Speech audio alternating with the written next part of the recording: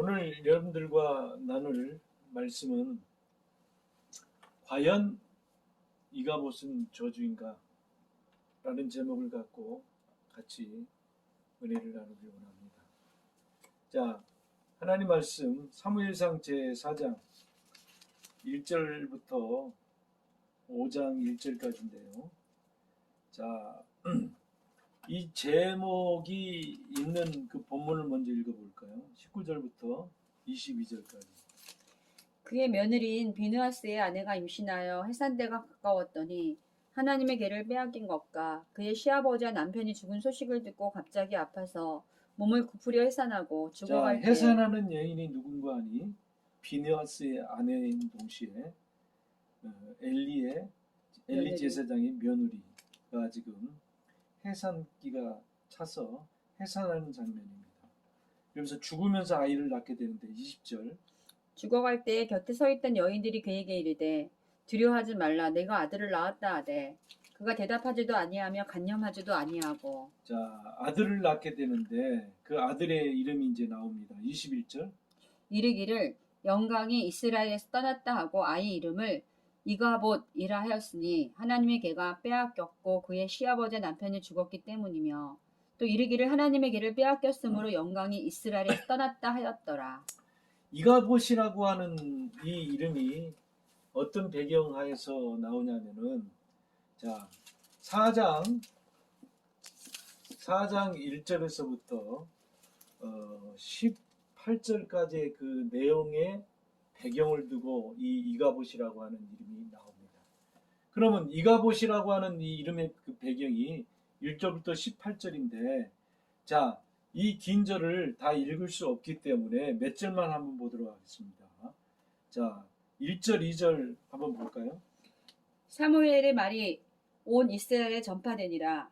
이스라엘에 나가서 블레셋 사람들과 싸우려고 에벤에살 곁에 진치고 블레셋 사람들은 아벡에 진쳤더니 블레셋 사람들이 이스라엘에 대하여 전열을 벌이니라. 그 둘이 싸우다가 이스라엘이 블레셋 사람들의 앞에서 패하여 그들에게 전쟁에서 죽임을 당한 군사가 4,000명 가량이라. 자, 먼저 블레셋이 어디 위치에 있는가를 좀 알아야 되는데, 자, 여기 뭐냐면 여긴 지중해입니다. 그리고 이 이스라엘은 저 위에 사이로부터 시작해가지고 요단강, 그 다음에 갈릴리 이렇게 쭉 연결되는데, 이 지중해 편을 끼고 있는 이 지역이 바로 이 블레셋입니다. 이 부분은 이게 서쪽이겠죠. 그 다음에 이제 이 동쪽으로는 이쪽으로는 이제 사막과 연결되어 있고 이 위쪽으로는 홍해가 있고 그 다음에 애굽이 있고 이런 식으로 되는데 지중해를 이 서쪽을 끼고 있는 이 땅이 바로 블레셋입니다. 이 블레셋과 이스라엘 백성들 간에 이 전쟁이 일어나게 되는데 그 전쟁에서 그 승패가 누구에게 기울으냐면은 이 블레셋에게 이게 기울게 됩니다. 그래서 이스라엘 백성들이 이 전쟁에서 첫째 몇 명이 죽는 거 아니 4,000명의 그 전사자를 먼저 내게 됩니다. 그래서 그 결과로 이스라엘 백성들이 이 전쟁을 다시 승기를 잡기 위해서 지금 어떤 방책을 쓰는 거 아니 3절 그 내용이 나옵니다. 3절부터 읽어보세요. 백성이 진영으로 돌아오매 이스라엘 장로들이 이르되 여호와께서 어찌하여 우리에게 오늘 블레셋 사람들 앞에 패하게 하셨는고. 자, 블레셋에 패하게 되는 거 하면서 이제 그 패한 그 원인을 어디에다 두는 거 아니? 그 다음 읽어보세요. 여호와의 언약궤를 실로에서 우리에게로 가져다가. 네, 언약궤가 없기 때문에 우리가 전쟁에서 패했다. 그래서 실로에 있는 언약궤를 가지고 오면은 자, 그 다음 계속 읽으세요. 우리 중에 있게 하여 그것으로 우리를 우리 원수들의 손에서 구원하게 하자 하니. 언약궤만 온다고 한다면은 분명히 어떻게 합니까? 이 블레셋에서부터 우리가 어떻게 승리를 승리한다. 다시 얻을 수 있다 이렇게 얘기를 합니다. 그래서 4절에 보니까는 이에 백성이 실로에 사람을 보내어 그룹 사이에 계신 만군의 여호와의 언약궤를 거기서 가져왔고 엘리의 두 아들 홈니와 비느하스는 하나님의 언약궤와 함께 거기에 있었더라. 자, 언약궤가 이제 이스라엘 백성들 앞에 이제 당도하게 되고 거기에 또 누가 있다 그랬냐면은 엘리의 두 아들인 홈니와 비느하스도 언약궤와 함께 있더라. 이렇게 얘기를 합니다. 그랬을 때 언약궤가 들어왔을 때 이스라엘 백성들의 그 진영에서 어떤 일이 벌어지냐면 5절 읽으세요. 여호와의 언약궤가 진영에 들어올 때 온 이스라엘이 큰 소리로 외치며 땅에 울린지라. 왜 이렇게 큰 소리를 외치며 땅이 울리게 됐습니까? 아, 이제는 언약궤가 왔기 때문에, 법궤가 왔기 때문에 이제는 어떻게 승리할 수 있다. 언약궤가 없었기 때문에 실패했는데 이제 언약궤가 왔기 때문에 이제는 어떻게 블레셋을 우리가 깨뜨리고 여기서부터 우리가 승리할 수 있다. 이런 확신을 갖게 된 거예요. 그러니까 확신을 갖게 된 이유가 뭐 때문에? 언약궤가 있느냐 없느냐에 따라서 어떻게 합니까? 승리가 있고 승리가 없다 이렇게 결론을 냅니다. 과연 언약궤가 있어야지 승리할 수가 있고 언약궤가 없었기 때문에 패배되느냐? 자, 그럼 좀 더 읽어봅시다. 4절 한번 봅시다. 6절. 블레셋 사람이 그 외치는 소리를 듣고 이르되 히브리 진영에서 큰 소리로 외침이 어찌 됨이냐 하다가 여호와의 궤가 진영에 들어온 줄을 깨달은지라. 블레셋 사람이 두려워하여 이르되 신이 진영에 이르렀도다 하고 또 이르되 우리에게 하로다. 전날에는 이런 일이 없었도다. 우리에게 하로다. 누가 우리를 이 능한 신들의 손에서 건지리요. 그들은 강하여서 여러 가지 재앙으로 애굽인을 친 신들이니라. 너희 블레셋 사람들아 강하게 되며 대장부가 되라. 너희가 히브리 사람의 종이 되기를 그들이 너희의 종이 되었던 것 같이 되지 말고 대장부 같이 되어 싸워라 하고 블레셋 사람들이 쳤더니 이스라엘이 패하여 각기 장막으로 도망하였고 살육이 심히 커서 이스라엘 보병에 엎드러진 자가 3만 명이었으며. 자, 궤가 있으면은 승리할 것으로 생각했는데 오히려 어떻게 합니까? 궤가 왔음에도 불구하고 어떻게 합니까?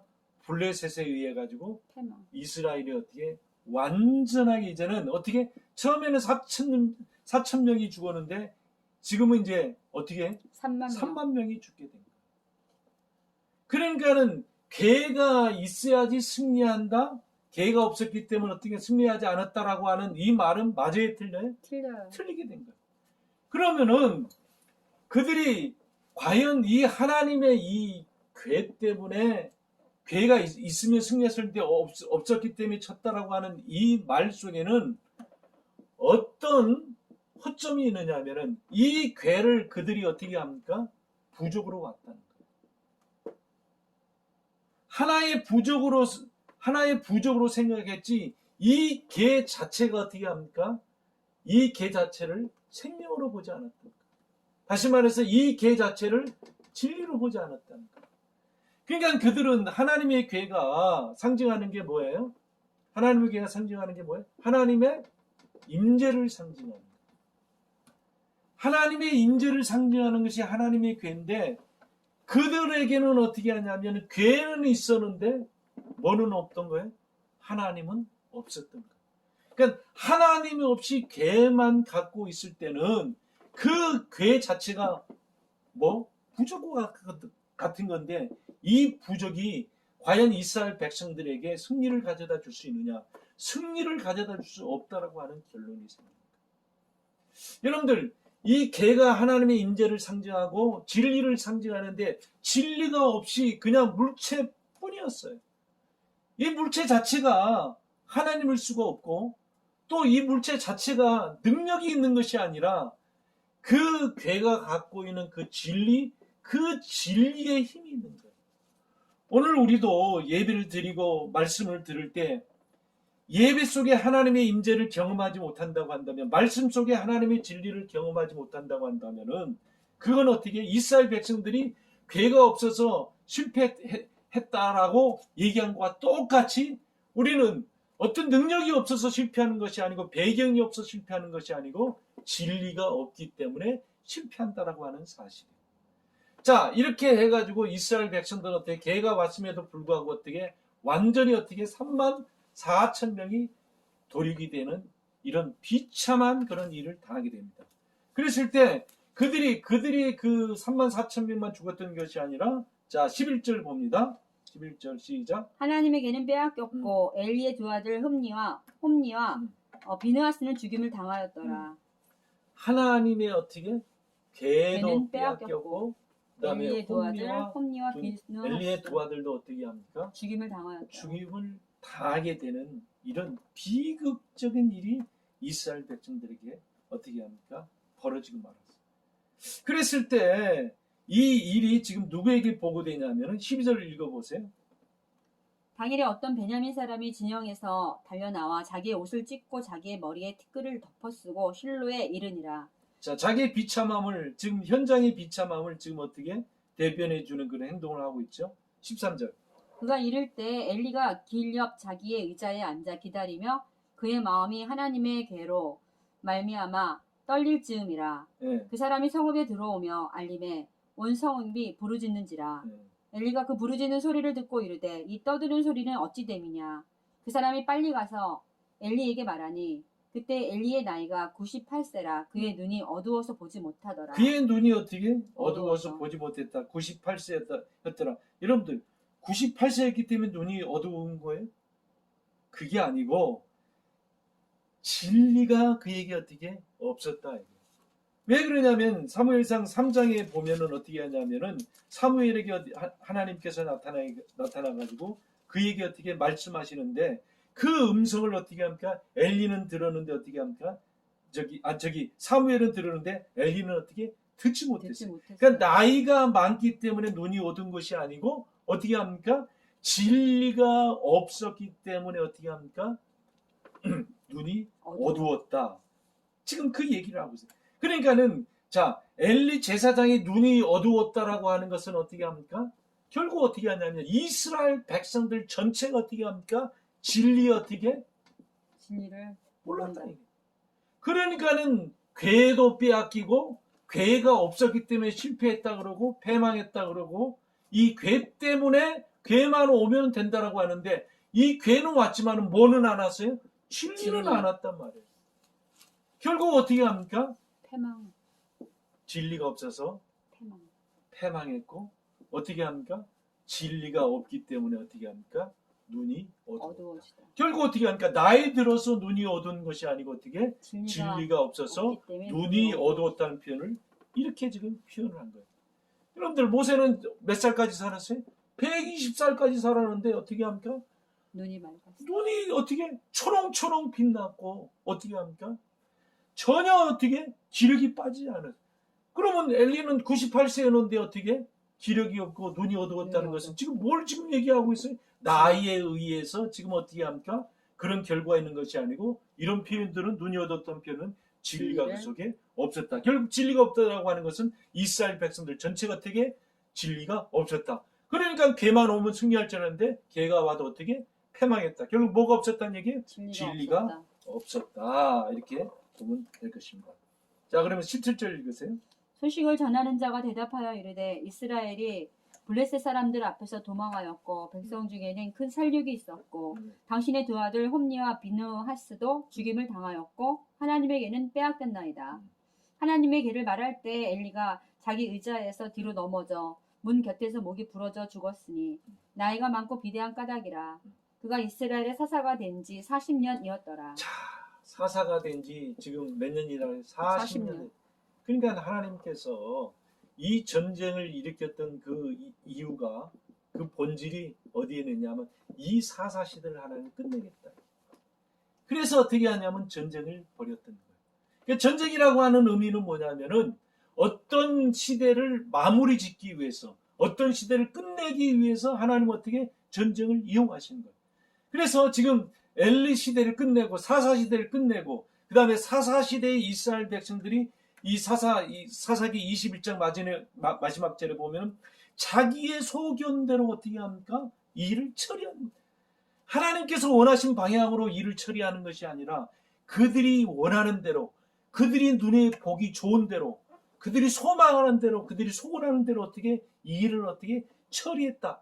그러니까 거기는 누가 빠진 거예요? 하나님이 빠졌다. 다시 말해서 어떻게 진리가 어떻게 빠져버린 그 시대를 하나님께서는 완전히 정리하시고 그래서 그 정리하기 위해서 하나님께서는 어떻게 합니까? 전쟁을 어떻게 이용하셔서 옛 시대는 멸망시키고 새 시대를 열기 위해서 하나님께서는 어떻게 합니까? 사사시대는 끝내고 왕정시대로 가기 위해서 하나님께서 사무엘을 일으켰고 사무엘을 통해서 어떻게 새 왕 다윗을 어떻게 왕으로 삼아가지고 이제는 어떻게 보면 그들이 왕이 없으므로 자기 소견대로 행했을 때 하나님은 새로운 왕 다윗, 이 다윗을 통해서 예수 그리스도를 얘기하는데 바로 어떻게 하면 새 진리를 어떻게 일으켜서 새 복음을 일으켜서 하나님께서는 어떻게 새롭게 시작하겠다. 그래서 그 시작점, 그 다음에 어떻게 옛 시대를 끝내는 그 점으로 하나님은 어떻게 전쟁을 일으켜서 전쟁을 통해서 하나님께서는 새롭게 시작하겠다를 지금 말씀하고 있는 거예요. 자, 그런데 이 전쟁의 이 결과가 어떻게 합니까? 자, 이 전쟁의 결과가 어떻게 합니까? 저주로 끝납니까? 축복으로 끝납니까? 저주로 끝나죠. 그래서 보세요. 이스라엘 백성들이 34,000명이 어떻게 합니까? 34,000명이 지금 죽게 되었고, 그 다음에 두 아들 홈리와 비나스도 제사장도 죽었죠. 그 다음에 어떻게 엘리도 죽었죠. 그 다음에 또 어떻게 합니까? 지금 그러면서 어떻게 합니까? 법궤도 어떻게 빼앗겨버렸어요. 그들에게 있는 거라고. 자, 제사장도 없어요. 나라에 제사장이 없단 말이에요. 그럼 제사장이 빛의 역할을 해야 되는데 제사장이 없단 말이에요. 그러면 이 법궤는 어떻게 합니까? 제사장들이 어떻게 관리를 하고 제사장들에게 이 책임이 있는 이 법궤가 어떻게 제사장이 없으면 법궤는 있을 필요가 없게 되는 거예요.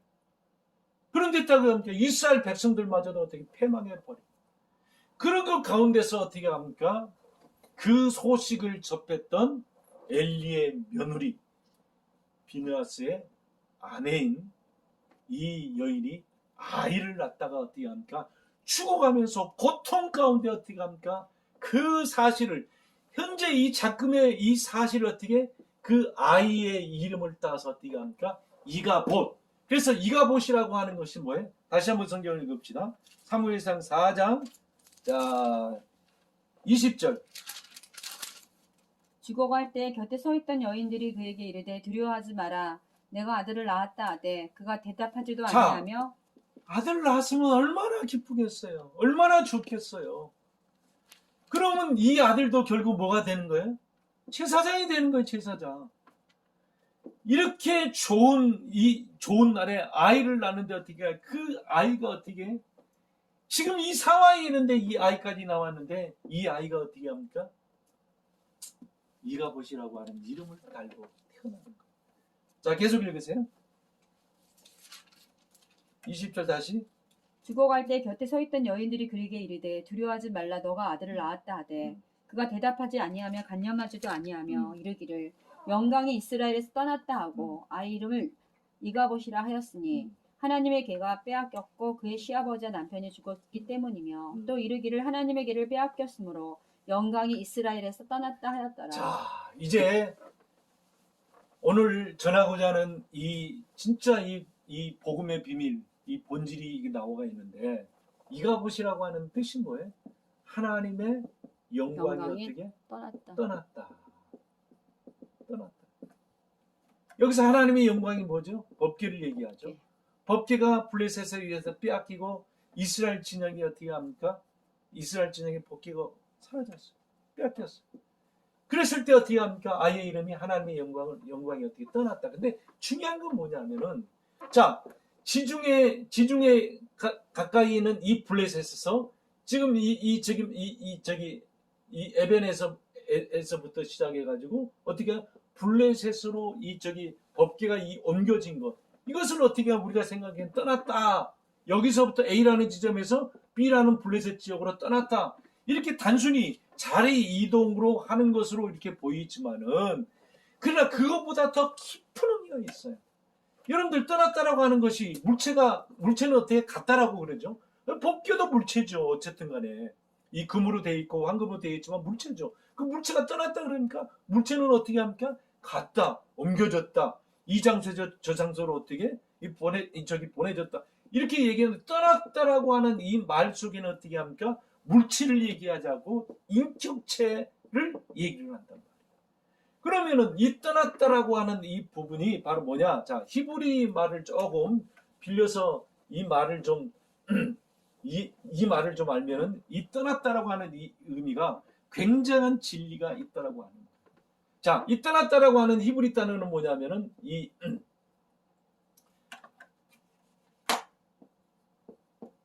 이게 뭐냐면 이 갈라라고 하는 말이에요. 이 갈라.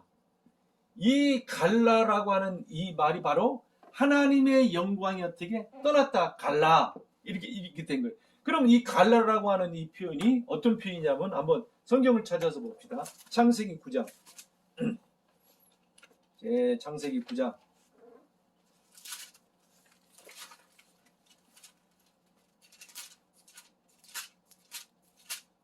창세기 9장 21절. 포도주를 마시고 취하여 그 장막 안에서 벌거벗은 자라. 자, 노아가 지금 포도주를 마시고 장막에서 어떻게 취하여서 어떻게 벌거벗은지라. 벌거벗었다 할 때 여기서 벌거벗었다 이 말이 뭐냐면은 갈라.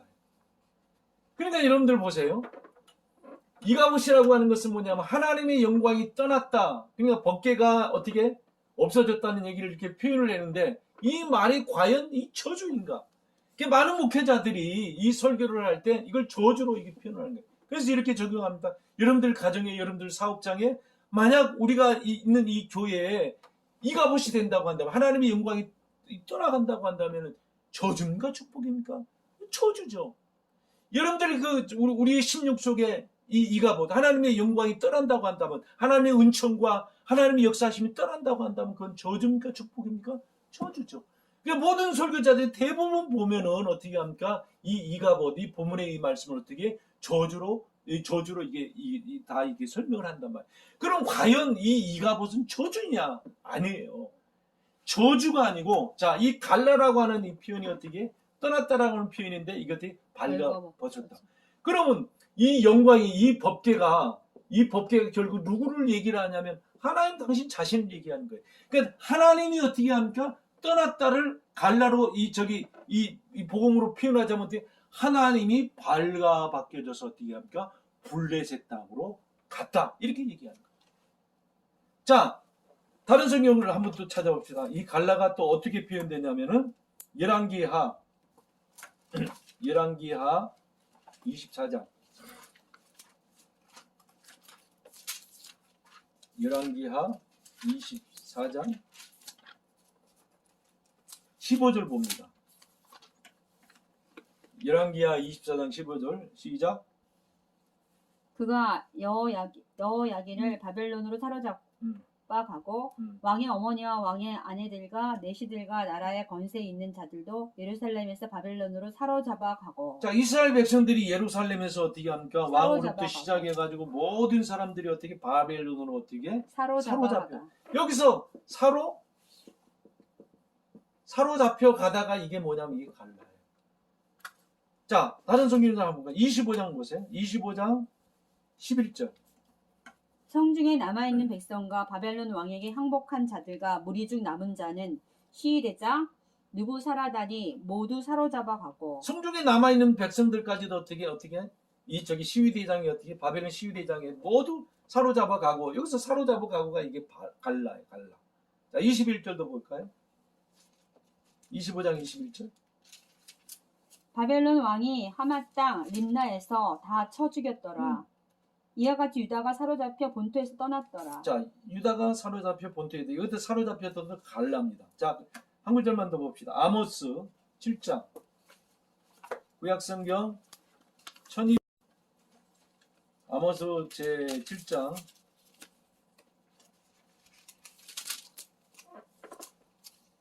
11절 봅니다. 아모스가 말하기를 여로보암은 칼에 죽겠고 이스라엘은 반드시 사로잡혀 그 땅에서 떠나겠다 하나이다. 자, 사로잡혀 그 땅에서 어떻게 떠나겠다. 누가요? 이스라엘 백성들 어떻게 반드시 어떻게 사로잡혀 그 땅에서 어떻게 떠나겠다. 자, 이 사로잡혔다라고 하는 이 말이 뭐냐면은 이게 바로 갈라인데, 하나님이 이 이스라엘 백성들에게 예루살렘과 이스라엘 백성들에게 너희들이 바벨론의 포로로 붙잡혀서 어떻게 합니까? 이 이스라엘 땅에서 떠나서 바벨론으로 포로로 사로잡혀 가겠다라를 계속적으로 얘기할 때 하나님 뭐라고 표현하냐면 그걸 히브리 말로 갈라라고 표현해요.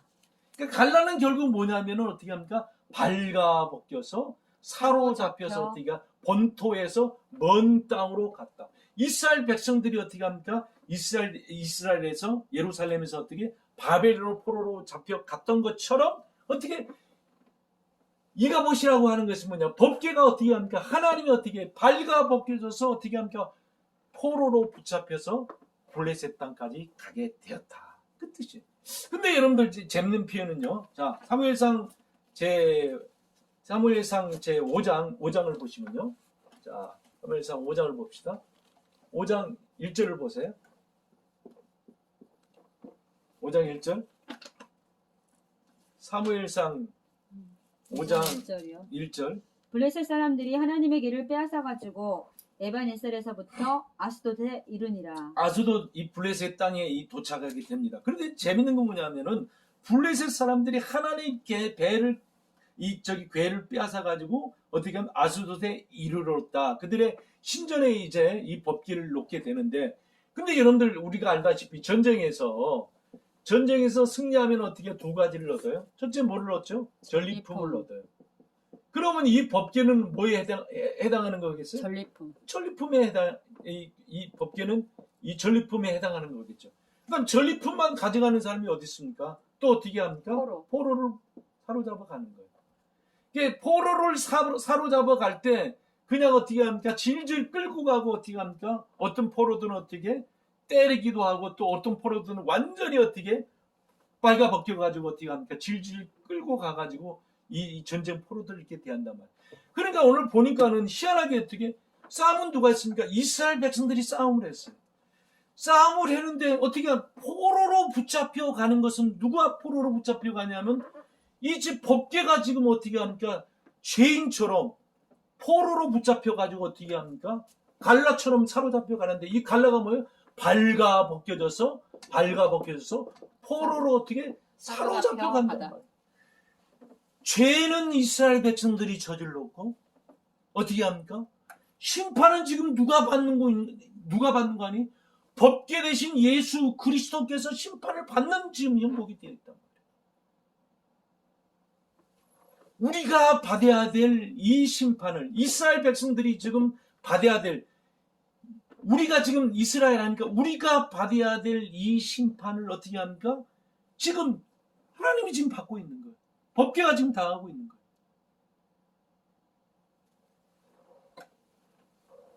예수님께서 법궤가 본토를 떠나서 이방 땅 블레셋 신전에 지금 이게 저기 갔던 것처럼 예수님께서도 이가봇이 되었습니다.